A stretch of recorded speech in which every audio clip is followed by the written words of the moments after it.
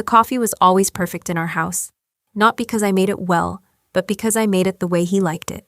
Medium roast, precisely 2 sugars, cream until it turned the color of autumn wheat. 30 years of mornings, and I could make that cup with my eyes closed. I often did, actually, standing at the kitchen counter at 5:47 a.m., still half dreaming, moving through the ritual like a woman walking through water. That's what marriage becomes after 3 decades. Not passion. Not even companionship, really, just motion. Beautiful, empty, familiar motion. My name is Margaret Chen-Holbrook, and I was 62 years old when I learned my entire life had been a consolation prize. I should tell you about the house first, because the house matters.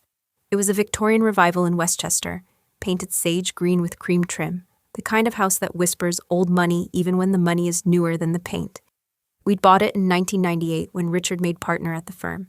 I remember standing in the empty foyer, my heels echoing against hardwood, thinking, this is it. This is the life I built. I was a fool, of course, but I was a well-decorated fool. Richard and I met at Columbia. He was finishing his law degree. I was completing my MBA. We were introduced at a party thrown by mutual friends, the kind of party where everyone is trying very hard to seem like they aren't trying at all. He was handsome in that unremarkable way of men who will age well. Strong jaw, intelligent eyes, a laugh that filled whatever room he was in.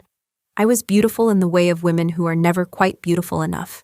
Pretty, certainly, accomplished, poised, but not the woman who stops traffic. Not the woman men write poetry about. I thought I'd gotten lucky. I thought he saw something in me that transcended the ordinary. I thought we'd chosen each other. 30 years, 2 children now grown with families of their own, a career I'd set aside to support his, dinner parties and charity galas and summers in the Hamptons, a life that looked from every conceivable angle like success. But there was something wrong with the coffee that morning. Or rather, there was something wrong with the way Richard looked at it, at me. At the kitchen he'd walked through 10,000 times without ever really seeing. Margaret, he said, and the way he said my name made something cold settle in my stomach. I think we should see someone. I set down the cream. See someone? A counselor? A marriage counselor. He was looking at his phone, not at me. That was the first tell. Richard always made eye contact when he was being sincere. Things have felt off, don't you think? I thought about the past 6 months, the late nights at the office that had somehow gotten later, the way he'd stopped reaching for me in bed, the phone he now kept face down on every surface, like it contained state secrets. I thought about the receipt I'd found in his jacket pocket, a restaurant in the city I'd never heard of, a bill for 2 that could have fed a family of 4. Off, I repeated. Yes, I suppose they have. He smiled then, relieved, as if I'd just agreed to something much simpler than dismantling 3 decades of careful illusion. I'll find someone good, someone discreet. Discreet. The word sat between us like a stone. What Richard didn't know, what Richard couldn't possibly have imagined, was that I had already found someone very discreet indeed. Her name was Diana Vance, and she came recommended by my college roommate's daughter, who worked in corporate security for a firm that handled matters people preferred to keep quiet. Diana was 54, divorced, with steel gray hair she wore in a severe bob and eyes that missed nothing. We met for the first time at a tea shop in Greenwich Village, the kind of place with mismatched chairs and loose-leaf Earl Grey, and absolutely no chance of running into anyone from Westchester. Mrs. Chen-Holbrook, she said, not rising when I approached. Sit down, tell me what you know. I told her, the late nights, the guarded phone, the receipt, the growing silence that had settled over our home like snow, quiet, beautiful, suffocating. She listened without expression. When I finished, she opened a leather folio and removed a single sheet of paper. My rates are on there. I don't negotiate and I don't offer discounts. I also don't fail. She slid the paper toward me. I can tell you within 6 weeks whether your husband is having an affair, who she is, how long it's been going on, and what assets may be at risk. I can also tell you things you haven't thought to ask about. I looked at the rates. They were substantial. I looked at Diana Vance, at the calm certainty in her weathered face. What kind of things? The kind of things men hide when they've been hiding for a very long time. She paused, considering me. You strike me as a woman who wants the truth more than she wants comfort. Am I wrong? I thought about 30 years of coffee, 30 years of perfect dinners and pressed shirts, and asking how was your day without ever really wanting to know. No, I said, you're not wrong. 3 weeks later, Richard came home with a business card. Dr. Sandra Mitchell, licensed marriage and family therapist. The address was in Manhattan, an office building near Gramercy Park. "She comes highly recommended," he said. "Very professional, very confidential." I took the card and studied it, feeling the embossed letters under my fingertip. The cardstock was expensive. The font was elegant. Everything about it whispered trust and competence. I already knew, of course, that Dr. Sandra Mitchell did not exist.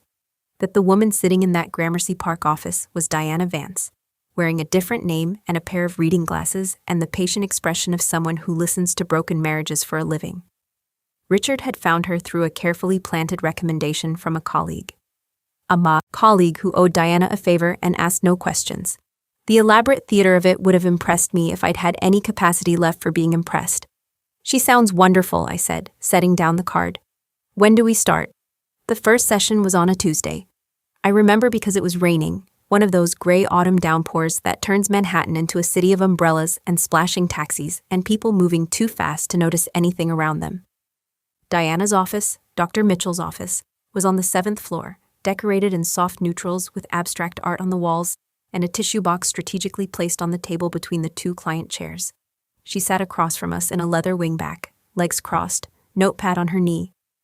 "I like to start with a simple question," she said, and her voice was completely different from the Diana I knew, warmer, softer, with a trace of something that might have been Southern.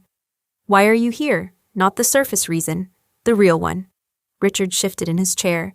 He was wearing his confident face, the one he used in depositions. "We've been married 30 years. That's a long time. Things get stale.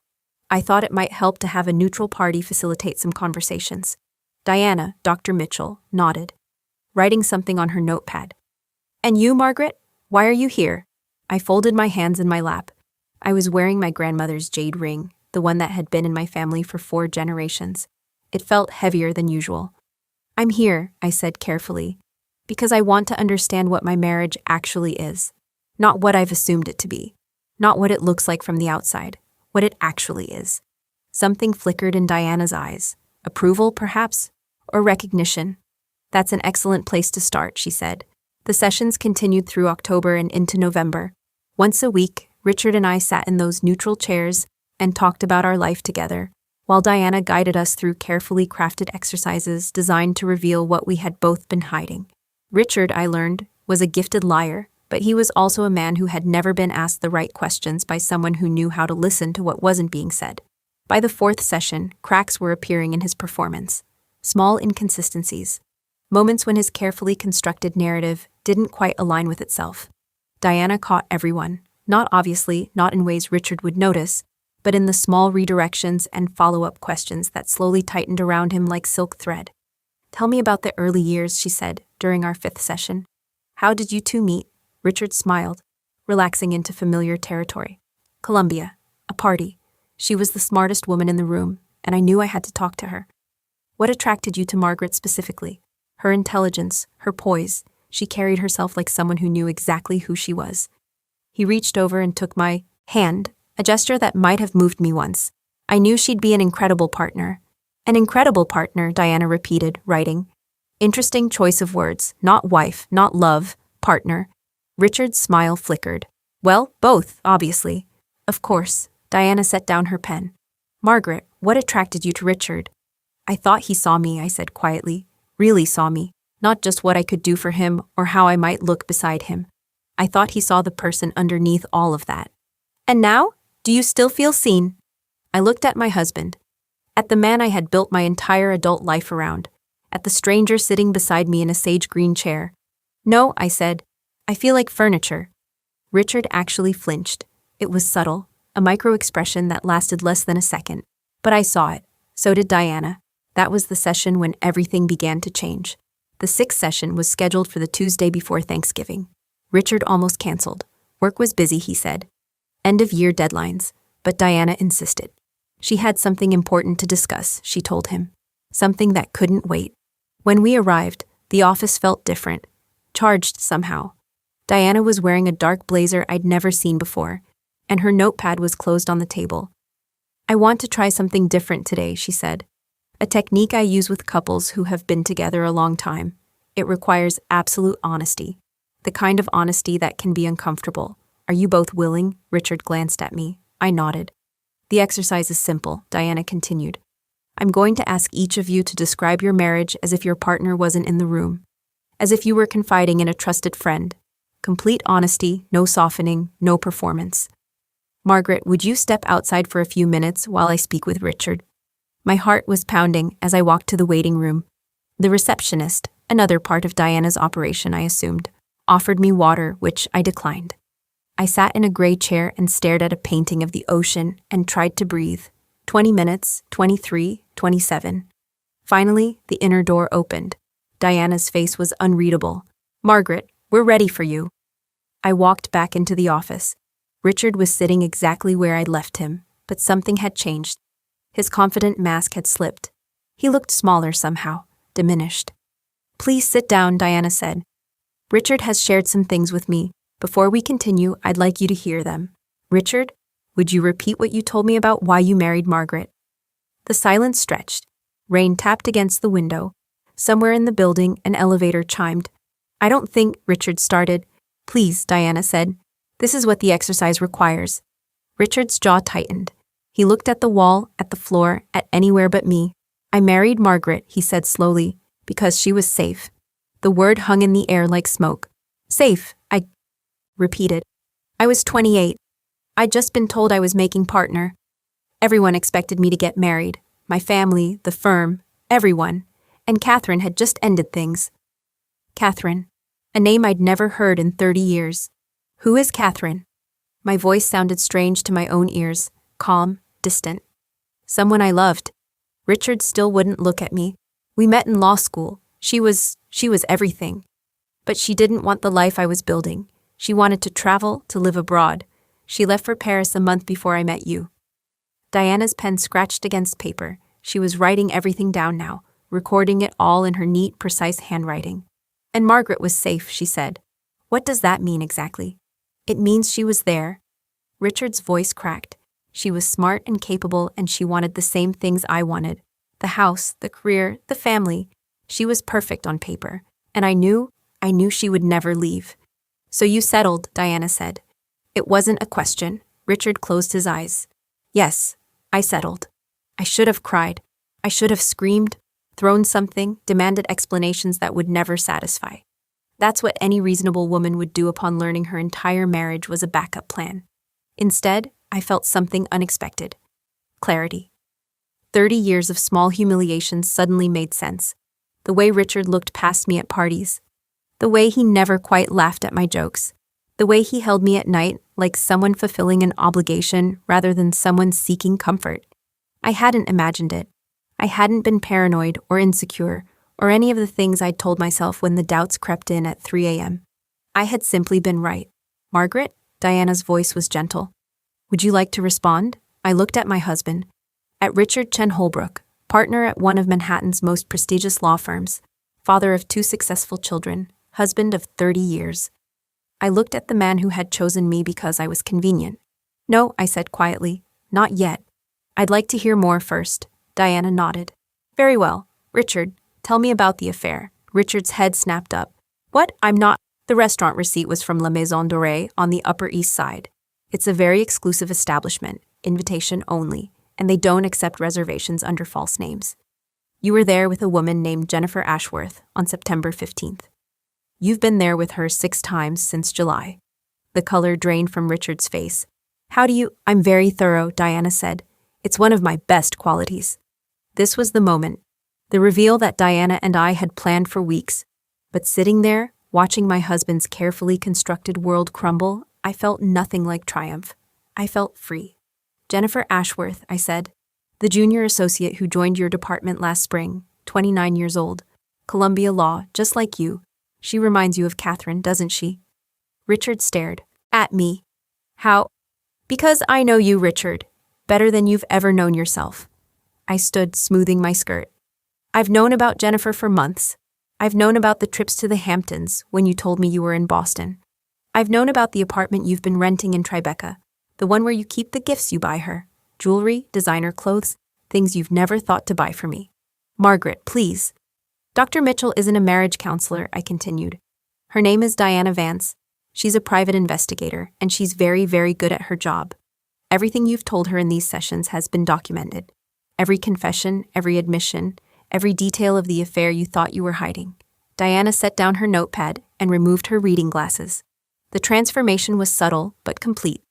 The warmth draining from her eyes, replaced by the steel I remembered from the tea shop.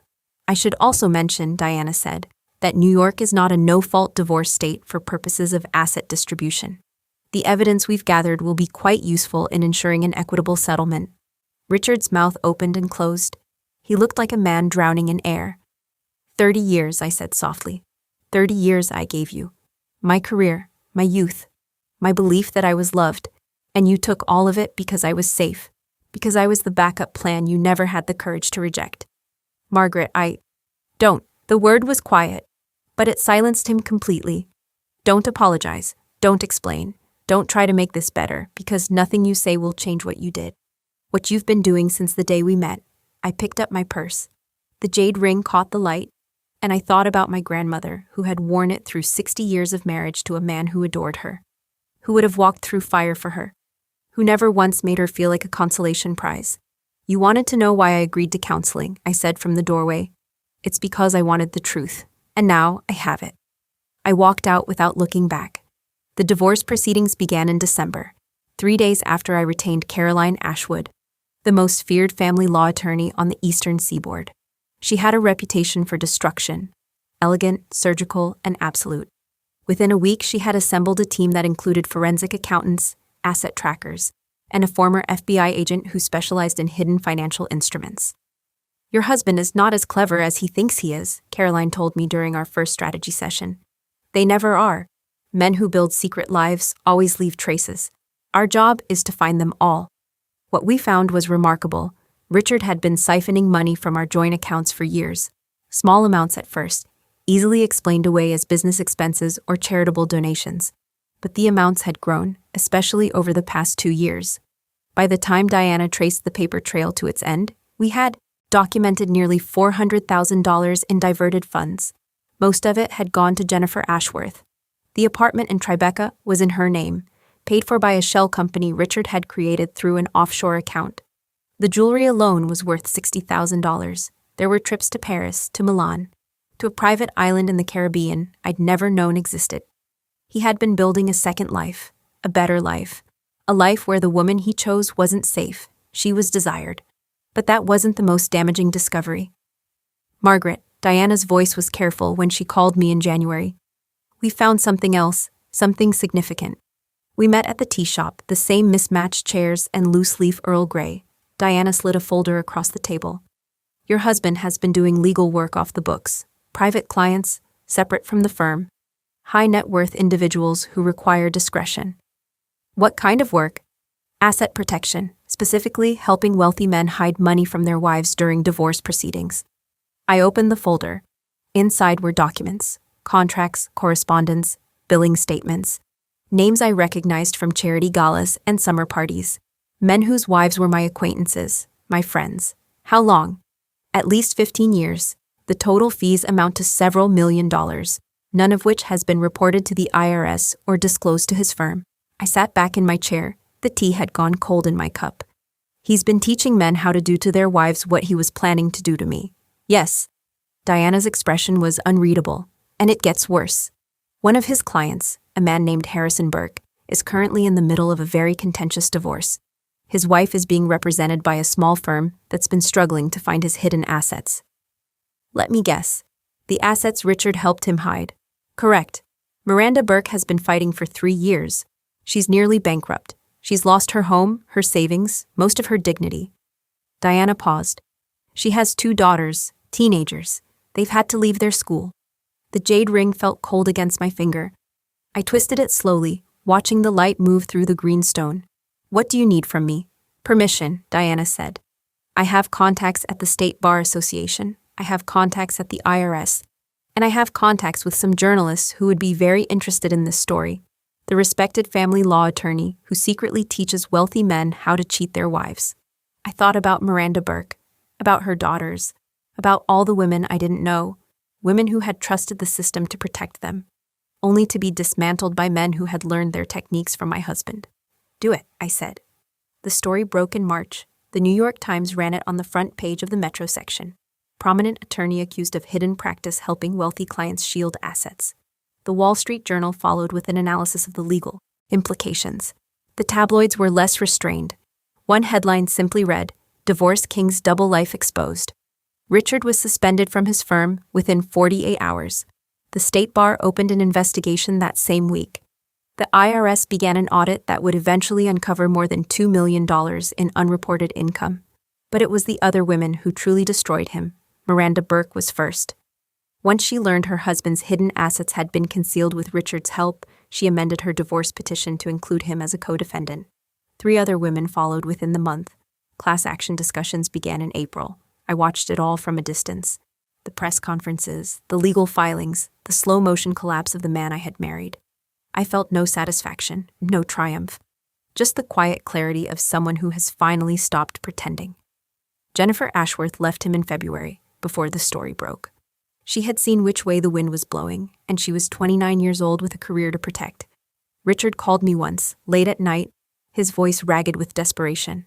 "Margaret, please. I know I don't deserve your help, but..." I hung up without speaking.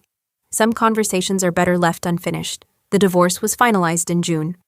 Under the terms of the settlement, negotiated by Caroline with the precision of a surgeon, I received the house, the retirement accounts, 60% of our liquid assets, and a lump sum payment that would be drawn from whatever remained of Richard's finances once the legal judgments were satisfied.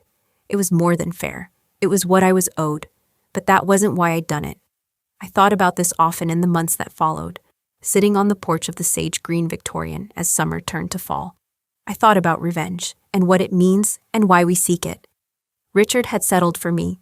He had taken 30 years of my life because I was convenient, because I was stable, because I would never demand from him the kind of passion he'd felt for someone else. He had used me as a placeholder while he waited for something better, and when something better came along, he hadn't hesitated. He had simply begun constructing his escape, brick by careful brick, never imagining I might notice the architecture, but I had noticed, and I had responded not with rage, but with strategy, not with chaos, but with precision. I had done to him exactly what he had done to so many others. I had exposed the truth he thought he could hide forever. Some people would say that makes me cruel, that I should have simply left, taken what was mine, and moved on with my life. That the public destruction of Richard's career and reputation was excessive, vindictive, unnecessary. Those people don't understand what it means to be erased. For 30 years, I was not Margaret. I was not a person with my own desires, my own dreams, my own worth. I was a role, wife, mother, hostess, partner. I was the supporting character in someone else's story, valued only for the stability I provided.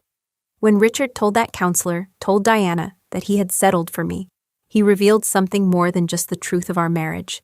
He revealed that I had never been real to him. Not fully, not truly. I had been a function, a convenience, a comfortable chair in the corner of his life. Revenge, in the end, wasn't about hurting Richard. It was about becoming visible. It was about standing up in the middle of my own story and declaring, finally, that I existed, that I mattered, that the 30 years I had given were worth something, even if they were worth nothing to him. I sold the house in October. It was too large for one person, too full of memories I no longer wanted to carry.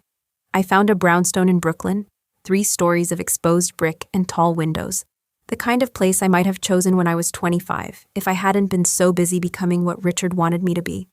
I enrolled in a pottery class, not because I had any talent for pottery, but because I had always wanted to try. I joined a book club that met on Thursdays. I started walking in Prospect Park every morning, watching the seasons change over the long meadow, learning to be alone without being lonely. Diana and I stayed in touch. She came for dinner once a month, bringing wine and stories from her cases. Always anonymized, always fascinating. We became something like friends, though neither of us was quite sure what to call it. "Do you regret it?" she asked me one evening as we sat on my new rooftop terrace, watching the sunset over Manhattan. Any of it? I considered the question, the investigation, the counseling sessions, the slow, methodical destruction of my husband's world. "I regret that it was necessary," I said finally. "I regret that he made it necessary, but the act itself? No, I don't regret exposing the truth.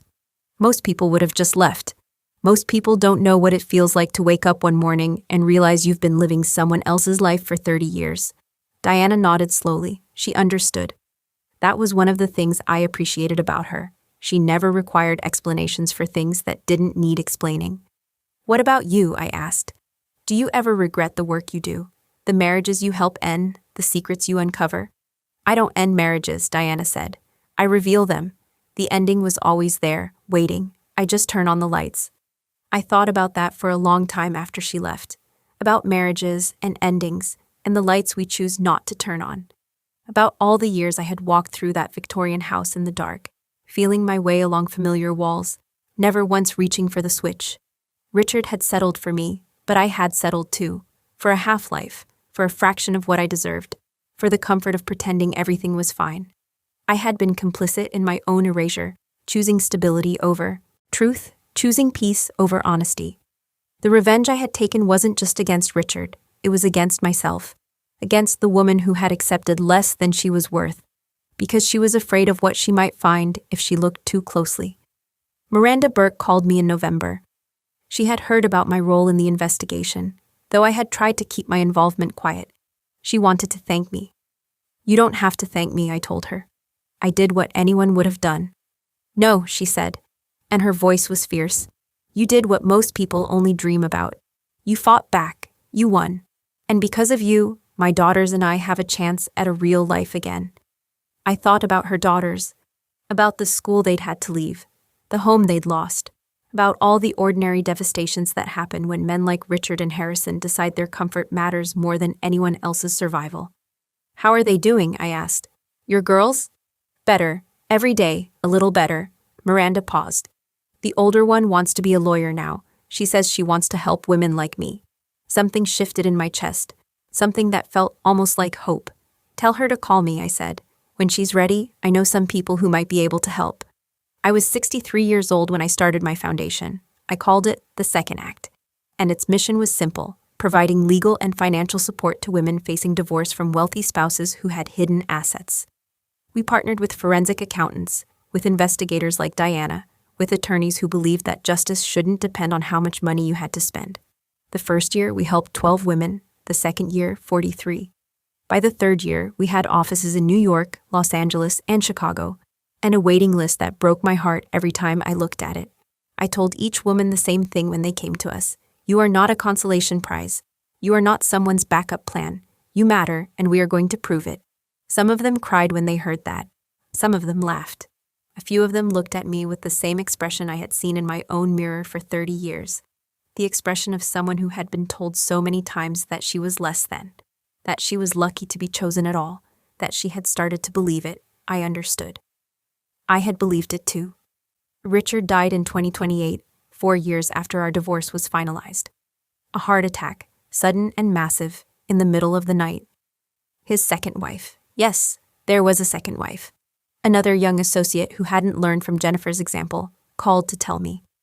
I think she expected me to feel something, grief perhaps, or satisfaction. I felt neither. I felt only a strange, distant curiosity, like hearing news about a country I had once visited long ago. I'm sorry for your loss, I told her. And I meant it. She was 31 years old. A widow now, about to learn all the things I had learned about the man she had. Married? I sent flowers to the funeral. I did not attend. Some stories don't have tidy endings. Some wounds never fully heal. Some mornings I still wake up at 5:47, my body remembering a routine my mind has long since abandoned. And I have to remind myself that the coffee I make now is just for me. Medium roast, no sugar, a splash of cream, or sometimes nothing at all. But here is what I know, standing on the far side of everything that happened. Revenge is not rage. Revenge is clarity. It's the moment when you stop asking what did I do wrong and start asking what was done to me.